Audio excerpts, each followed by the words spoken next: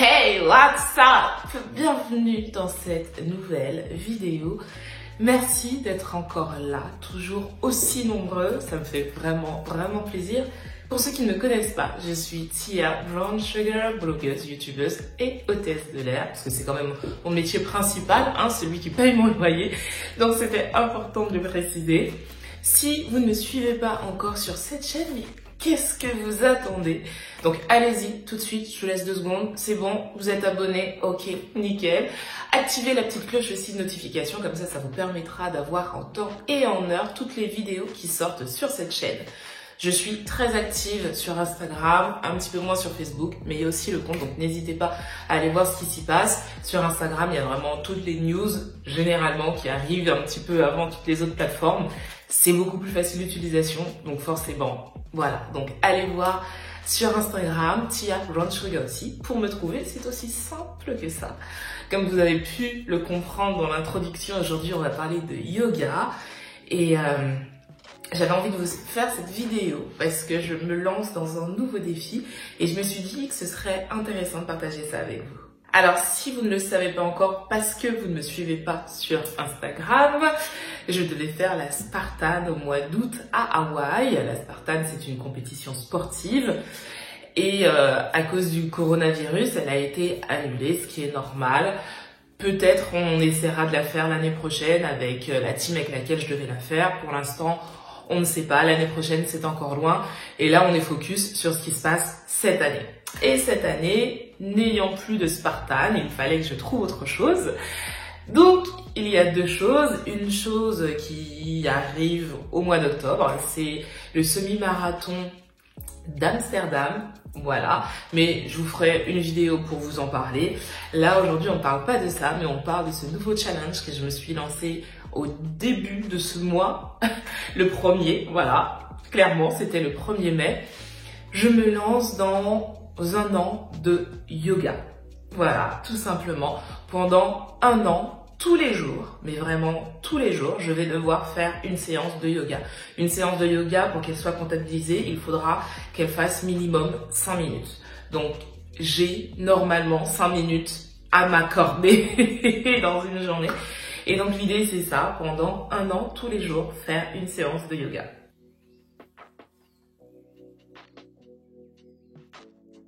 Alors avant d'arriver à ce challenge aujourd'hui, comment j'ai commencé le yoga? En fait, j'ai atterri dans le yoga par curiosité. Je suis novice, je suis vraiment novice. J'ai commencé l'année dernière, mais j'ai d'abord commencé par le pilates. Alors le pilates, c'est une activité sportive, c'est plutôt un sport très doux. Et j'ai adoré le pilates, donc ça c'était quand j'étais en Martinique, quand je vivais en Martinique. J'ai vraiment adoré, cette façon d'apprivoiser son corps, de le comprendre. Et je pense que logiquement, quand on aime le pilates, on va doucement vers le yoga et c'est ce qui s'est produit. D'abord, ça a été par curiosité pour voir si ça ressemblait au pilates. Ça ressemble beaucoup au pilates. Et ça m'a plu, donc depuis le début de l'année, j'en fais régulièrement à la maison. Je ne prends pas de cours à l'extérieur avec un professeur. J'ai commencé avec une application, c'est Gotha Yoga. Et voilà, tout simplement, je faisais mes petites séances à la maison ou en escale. Et ça a commencé comme ça, vraiment tranquillement.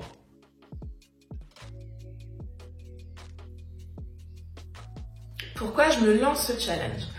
En fait, j'ai remarqué pendant ce confinement que je faisais beaucoup plus de yoga et que c'était un moment qui me faisait vraiment du bien. Donc ça, j'avais déjà remarqué quand même depuis le début de l'année. Mais là, vraiment, j'en ai pris conscience que chaque fois que je faisais une séance de yoga, ça me faisait vraiment du bien. Sauf que je n'en faisais pas tous les jours. Et je me suis posé cette question-là pendant le confinement. Pourquoi quelque chose qui me fait du bien, quelque chose qui ne me fait du bien qu'à moi. Donc c'est très égoïste, hein, mais j'ai essayé de vous faire comprendre ma démarche. En fait, tous les jours, nous avons des injonctions qui nous poussent, que ce soit volontaire ou involontaire, à faire des choses pour nous, mais que nous partageons. Par exemple, je vais me faire un bon plat, mais si je vis pas toute seule, ce sera pas que pour moi. Si je fais quelque chose, je sais pas, il y a tout plein de choses que l'on fait dans la vie où une autre personne va aussi en profiter. Mais c'est ok, je suis d'accord avec ça, il n'y a vraiment pas de souci là-dessus, de partager des moments de plaisir, de bonheur, c'est pas ça le problème. Le problème, c'est quand prenons-nous véritablement le temps pour nous et uniquement pour nous. Quand est-ce qu'on arrive à vraiment se mettre dans une bulle où on se dit que pendant un laps de temps, cette bulle-là dans laquelle on vient de se mettre, elle sera là uniquement pour nous. Et ça arrive très rarement, ça, en fait. Ça arrive très, très, très rarement. Et pourtant, ce sont des choses qui nous font du bien. Donc, j'ai envie, pendant cette année, que tous les jours, je m'octroie un moment uniquement à moi et rien que pour moi. Ce moment où il ne sera question que de moi. Et j'ai envie de ça parce que c'est quelque chose qui me fait du bien. Et comme j'ai le temps d'octroyer, de faire plutôt des choses pour les autres qui leur font du bien, tous les jours, pour moi, c'est normal. Même 5 minutes de faire quelque chose pour moi. Et donc, moi, ce sera une séance de yoga tous les jours. J'ai vraiment envie de ça. Je pense que j'en ai besoin aussi parce que c'est un moment qui me permet de me retrouver, de me reconnecter à moi, d'être focus sur ma pensée, sur ma personne. Et c'est pas évident. On l'a vu pendant le confinement. Beaucoup de personnes avaient du mal à être confinées parce qu'on arrive à un moment où on se retrouve face à soi-même et ça, c'est pas dans nos habitudes. On est entouré de personnes, que ce soit la famille, les collègues, on est tout le temps sur les réseaux sociaux, c'est du virtuel mais on est quand même en contact avec des gens et on a beaucoup de mal à se mettre face à soi-même, face à ce miroir que l'on est et à juste apprécier ce moment présent. On a vraiment du mal à ça et moi j'ai envie aujourd'hui, à partir en tout cas du 1er mai, d'arriver vraiment à être en parfaite harmonie avec la femme que je suis et surtout de kiffer les moments où je suis toute seule parce que finalement je me retrouverai avec moi et je veux être heureuse d'être avec moi-même.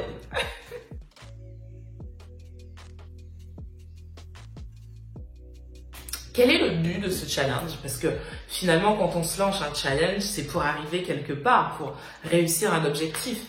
Alors, comme je viens de vous le dire, j'ai envie tous les jours de m'octroyer un petit peu de temps. Donc ça, c'est clair, c'est l'objectif principal. Mais je pense aussi que si tous les jours, j'arrive à réaliser ce petit truc, parce que c'est pas grand-chose, n'empêche, mais on a tous des emplois du temps, on a tous des choses à faire à côté. Et si j'y arrive, je me dis que déjà, ça va me faire travailler mon autodiscipline. Chez moi, c'est un gros problème, sincèrement, c'est un très gros problème. Donc, si j'arrive à travailler mon autodiscipline, derrière, je vais pouvoir mieux travailler sur tous mes projets.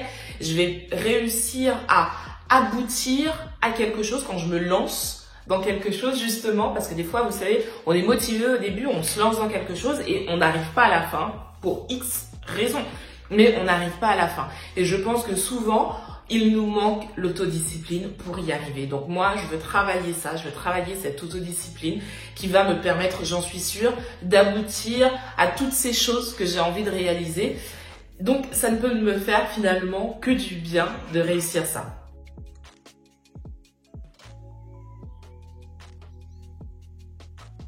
Comment je me sens pour ce challenge?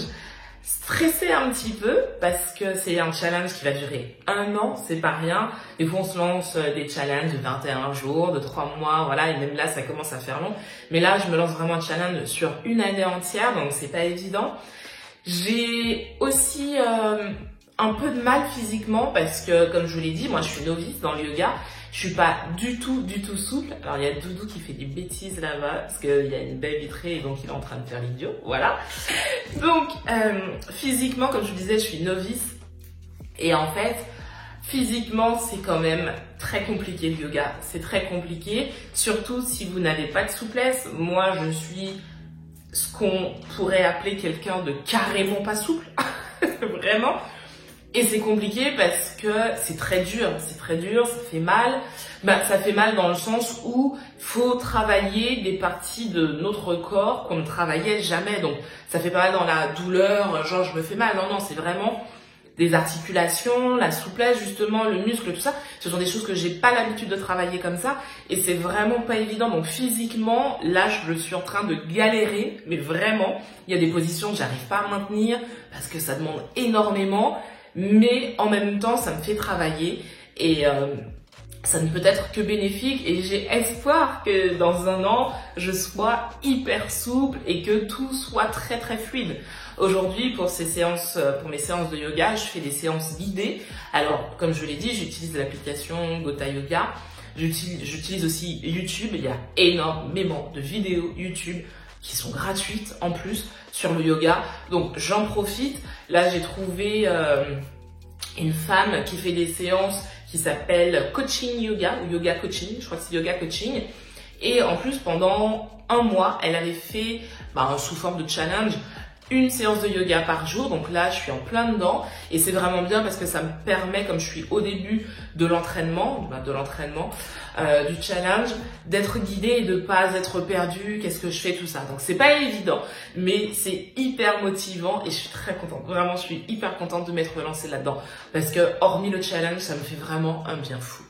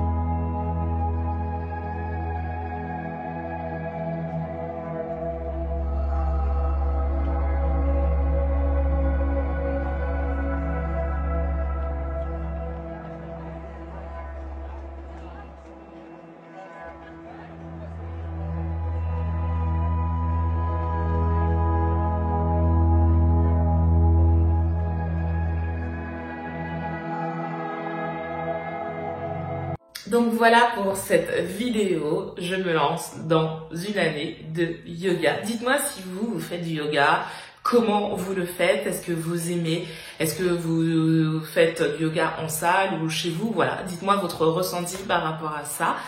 J'aimerais beaucoup savoir. J'essaye aussi de méditer, c'est pas évident du tout parce que j'ai le cerveau qui bouillonne, qui pense à plein de choses. Mais après chaque séance de yoga, c'est conseillé de faire de la méditation. Donc ça aussi, ça me permet de me recentrer sur moi. Si vous avez des astuces, des tips comme ça, dites-le moi, j'aimerais beaucoup savoir. Cette vidéo est terminée. J'espère qu'elle vous a plu, qu'elle a été utile. Peut-être que vous aussi, vous avez envie de vous lancer dans quelque chose et ce sera le déclic pour que ça se fasse vraiment. Si c'est le cas, dites-le moi en commentaire, je serais contente de le savoir.